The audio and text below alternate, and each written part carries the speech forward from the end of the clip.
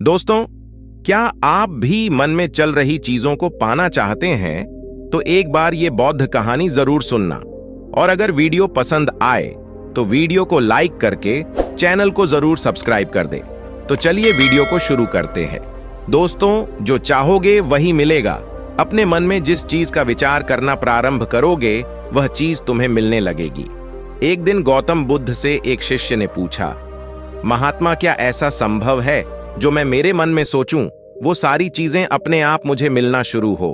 बुद्ध उस शिष्य से बोले, ऐसा संभव तो है, लेकिन क्या इसके लिए तुम यह दो चीजें कर पाओगे? शिष्य बुद्ध से बोला, क्या सच में ऐसा संभव होता है? अगर हां तो है महात्मा, कृपा कर मुझे बताए, ऐसा होना कैसे संभव है? मैं इसके लिए कुछ भी करूंगा।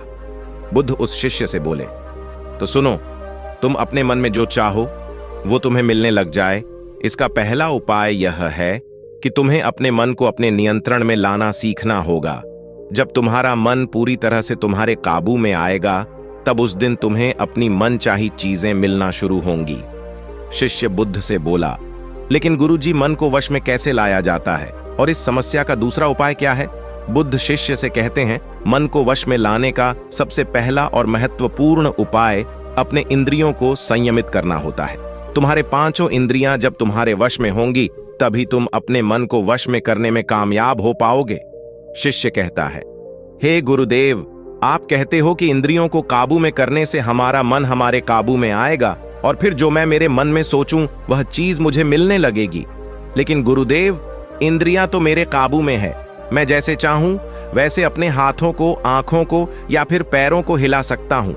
फिर मुझे जो चाहे वह चीजें क्यों नहीं मिल पाती?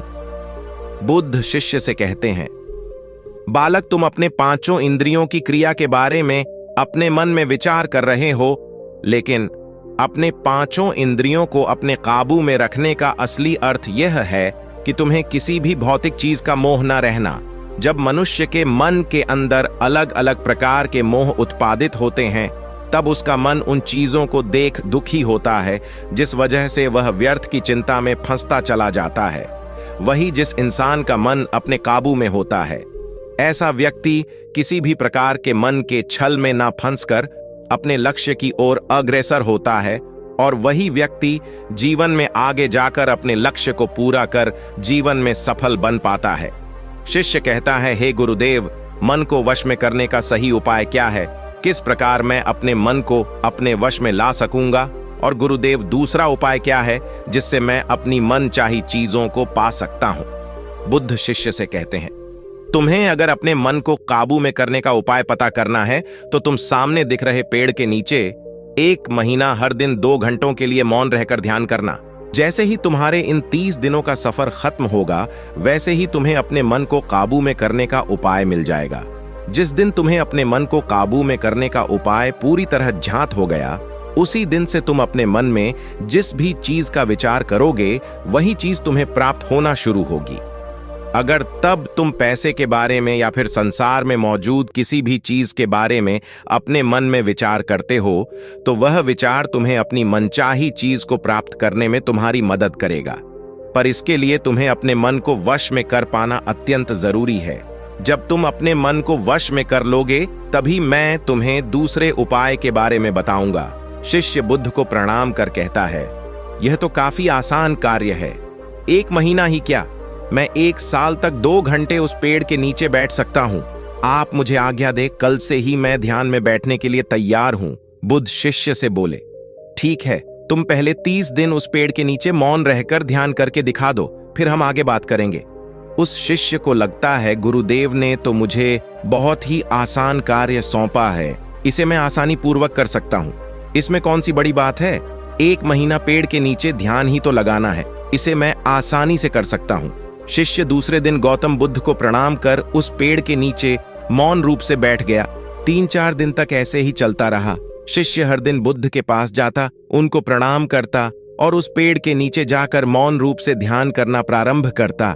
लेकिन जब छठे दिन रोज की तरह शिष्य उस पेड़ के नीचे बैठने जाता है, तब उस समय उसका मन बेकाबू होने लगता है। उसके मन में अलग अलग चीजों के विचार आना शुरू होते हैं। उसने अब तक जिस लोगों से बुरा बर्ताव किया, अपने साथ गुरुकुल में पढ़ रहे भाइयों को उसने हर बार कैसे मूर्ख बनाया और अपनी तारीफ करने के लिए गुरुजी को कब कब झूठ बोला, इन सारी बातों के विचार उसके मन में उत्पादित होने लगे, जिससे उसका पूरी तरह ध्यान में मन लगना बहुत ही मुश्किल होने लगा। थोड़े दिन बीते, आज उस शिष्य का मौन रहकर ध्यान करने का 17वां दिन था, लेकिन उसके मन में बार बार आते हुए गलत विचार उसे ध्यान को ठीक से करने नहीं दे रहे थे। इसके लिए उसने मन में निर्णय किया, मैं इस समस्या का हल गुरुदेव से पूछता हूं, उन्हें इसका हल जरूर पता होगा। 18वें दिन, शिष्य के मुंह पर आ रहे भाव देखकर बुद्ध पहले ही समझ चुके थे कि आज यह सिर्फ प्रणाम करने नहीं, अपितु किसी समस्या का हल पूछने आया है। शिष्य बुद्ध के पास जाता है और कहता है, महात्मा, आपके बताए अनुसार मैं हर रोज 17 दिनों से उस पेड़ के नीचे ध्यान लगाने बैठ जाता हूं। शुरुआती दिनों में मैं जब ध्यान लगाने बैठता था तब मेरा मन पूरी तरह लगता था, लेकिन अब उस पेड़ के नीचे जब मैं अपना ध्यान लगाने बैठ जाता हूं तब मेरा ध्यान अच्छे से नहीं लग पाता। मेरे मन में अलग अलग प्रकार के विचार आते हैं। जो विचार मुझे आते हैं उनके बारे में सोचकर मुझे अपनी सोच के ऊपर गुस्सा आने लगता है। मैंने अपने गुरु भाइयों के साथ कितना गलत किया, कितनी ही बार मैंने आपसे प्रशंसा के खातिर झूठ बोला। इन सभी गलत विचार मुझे अंदर से ही मैं अब तक कितना गलत था, इस बात को उजागर करते हैं, जिस वजह से मेरा ध्यान पर मन लगना तो दूर में ध्यान करते समय इन्हीं विचारों से झुंझता रहता हूं। है महात्मा, मुझ पर कृपा करें और मुझे इन गलत विचारों को अपने मन से पूरी तरह खत्म करने में सहायता कीजिए। बुद्ध शिष्य से कहते हैं, तुम्हें जब मैंने पहले दिन मौन रहकर पेड़ के नीचे बैठने के लिए कहा था तब तुम्हारे मन में किसी भी प्रकार के विचार नहीं आ रहे थे, लेकिन अब 18 दिन बीतने के बाद तुम्हारे मन में अपनी गलतियों के विचार उत्पादित हो चुके, जिसका कारण एक ही है। जब तुम अपने गुरु भाइयों के साथ मस्ती करते थे और सबको अपनी तारीफ करने के लिए झूठी कहानियां सुनाते थे, तब तुम शांत रहकर अपने मन से बातें न कर पूरे दिन गुरु भाइयों के सामने बढ़ावा करने में समय व्यतीत करते थे। लेकिन जब तुमने अपने अंदर अपने मन से बातें करना प्रारंभ किया तो तुम्हें अपने आप ही अपनी गलतियों के बारे में विचार आने शुरू हुए, जिसका कारण एक ही है, व्यक्ति अपने आप से किसी भी सवाल को पूछता नहीं है। लोग शांत रहकर खुद से बात करना पसंद नहीं करते और दूसरों से अपनी समस्याओं का हल पूछकर उदास होते हैं। जब इंसान अपनी किसी भी प्रकार की समस्या का हल शांत रहकर अपने आप से पूछता है, तब उस वक्त उस व्यक्ति की बुद्धि खुद ब खुद उस इंसान को बताना शुरू करती है। जब तुम अपने आप से बातें करना प्रारंभ करते हो तब तुम्हें खुद की अच्छाइयां और बुराइयां दोनों दिखना शुरू होती है, जिसका फायदा तुम्हें भविष्य में होना शुरू होता है। यानी जब तुम्हें अपनी गलतियां दिखती हैं तब तुम उन पर शांति से काम कर अपने आप ही आगे बढ़ना शुरू कर देते हो, जिस वजह से तुम अपने मन में जिस भी चीज को सोचते हो उस चीज को प्राप्त करने का रास्ता तुम्हारी बुद्धि तुम्हें दिखाना शुरू करती है।